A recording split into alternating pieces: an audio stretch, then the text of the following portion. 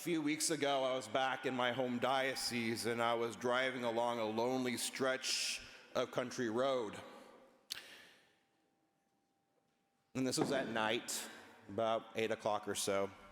And I looked up and I saw the ominous red and blue lights behind me. And at first, surely they couldn't be looking for me.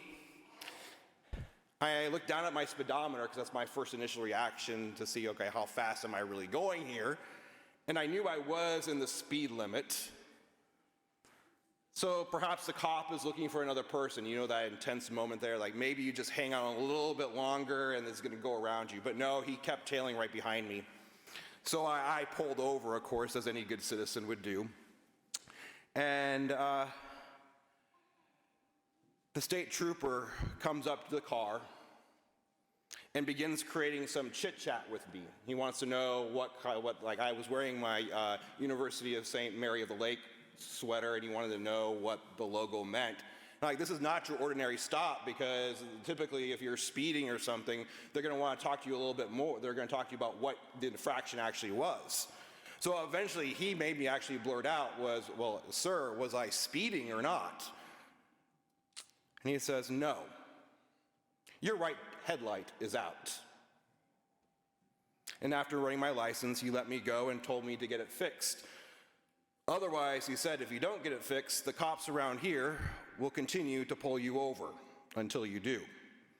I was thankful and surprised, thankful I didn't get a ticket, and surprised because how long I have been driving with a missing headlight. And it makes me wonder how many of us today are driving around with a headlight or two missing?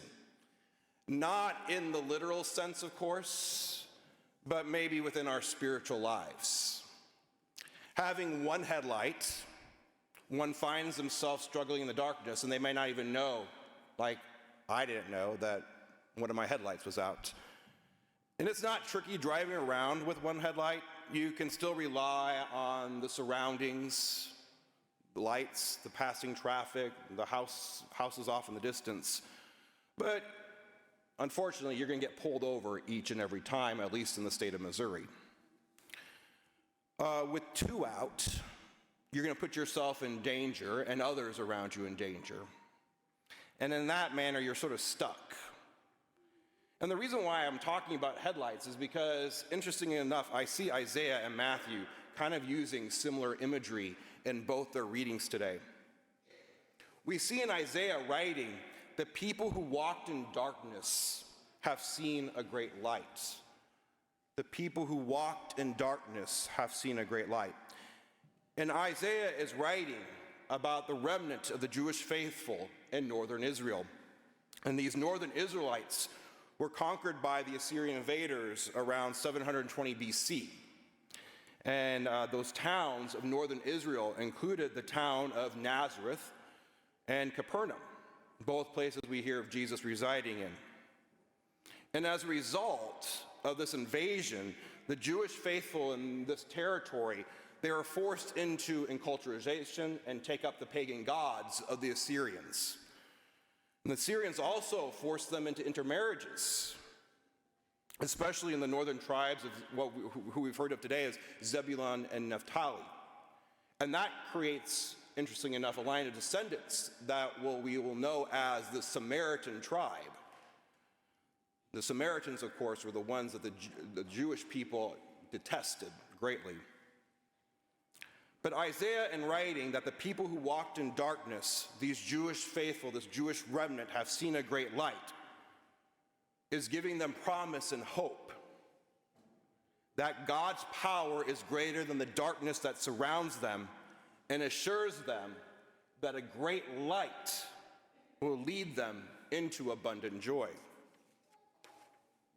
Matthew, if you were listening carefully enough, claims to quote Isaiah, and he does, but he adds a little twist onto it, and I don't know if you noticed it or not. Instead of saying the people who walked in darkness have seen a great light, he uses the phrase, the people who sit in darkness have seen a great light. The angelic doctor, St. Thomas Aquinas, tells us the difference between these two quotations, between walking and sitting, is significant. For him, Isaiah, those who walk in darkness are the Israelites, the Jewish faithful. They know of the prophecies of the coming Messiah and maintain a relationship with God through their worship in the synagogues. And their faith gives them a dim light to stumble around in the darkness, avoiding sins and temptations lurking behind every corner, but it's not a bright light. And it's like, in my mind, trying to drive with one headlight. You can get by with the traffic coming by and the house lights, but it's not enough. Matthew, though, is speaking to the Gentiles. These Gentiles, they find themselves at a standstill. They have no knowledge of the prophecies of Christ, of the coming Messiah, and they really have no relationship with that personal God. They're stuck in the mud pit of their sins. Sin has engulfed them, and they're unable to move. Worst of all, they don't even know that they're stuck in this mud pit. They have no headlights to work with whatsoever. Christ, the great light, by his life, death, and resurrection, destroys this darkness. Christ is the greatest light. There's no more need to stumble around in the dark, no more need to be stuck in this mud of despair. He gives new life, a new way to see things. Through his healing, announcing the coming kingdom of heaven, and the calling of his first disciples, Christ shows that he is the light of hope. And Christ calls each of us out of darkness into this new life. He is our light, and calling us out of darkness from this miry pit, we can take our lead from the call of the first disciples. We can look to these call of the first disciples and see how we as Christians respond to the call of Christ, to that light of Christ. And first we note the quickness in which they responded with the call.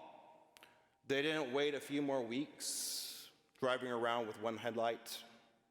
They didn't sit a few more weeks pondering in the mud their choices and whether or not they should get their headlights repaired. When Christ called, they took action. Secondly, they showed detachment from this life by leaving behind their possessions, abandoning pet projects, and even going far as abandoning their father on the boat.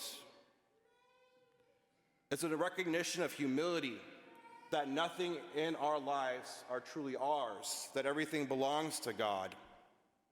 And in our case, the humility that we would express comes to know when to pull over and correct our headlights. Thirdly, we see the disciples follow him. And so we follow him as well.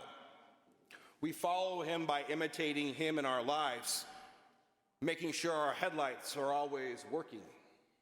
We follow him by spending time with him in prayer. We follow him in the Eucharistic sacrament, receiving his body, blood, soul, and divinity. In receiving him, we become more like Christ each and every day.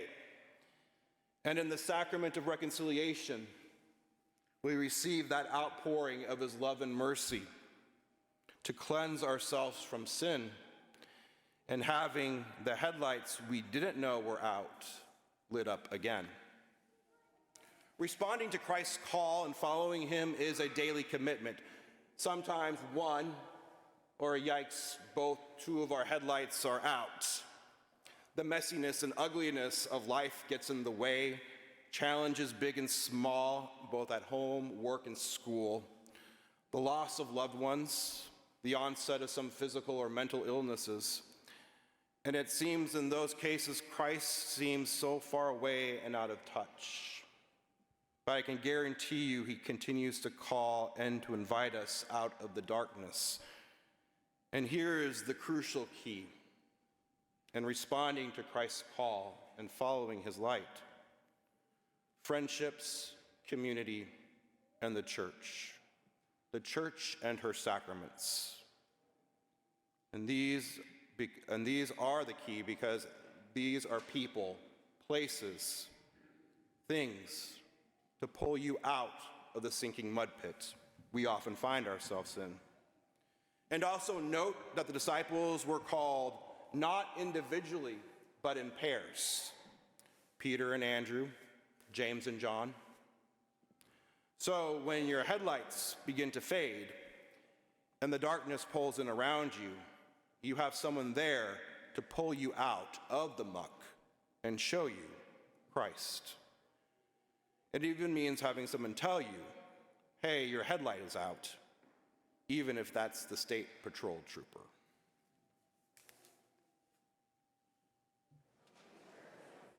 Thank you for joining us for this celebration of the Mass. This virtual Mass is broadcast to hundreds of people every day of the week. You know, over 100 years ago, the very first celebrations of the Mass took place on the second floor of the Glenview Public House. It's been inconceivable that 100 years later, we would be reaching so many people all over the world through this technology. If you'd like to support the ongoing broadcasts of OLPH's Masses, please go to our website, go to Give Central, and you'd be able to support the ongoing outreach of this virtual ministry. Thank you for your support. Most of all, thank you for joining us in prayer. God bless you.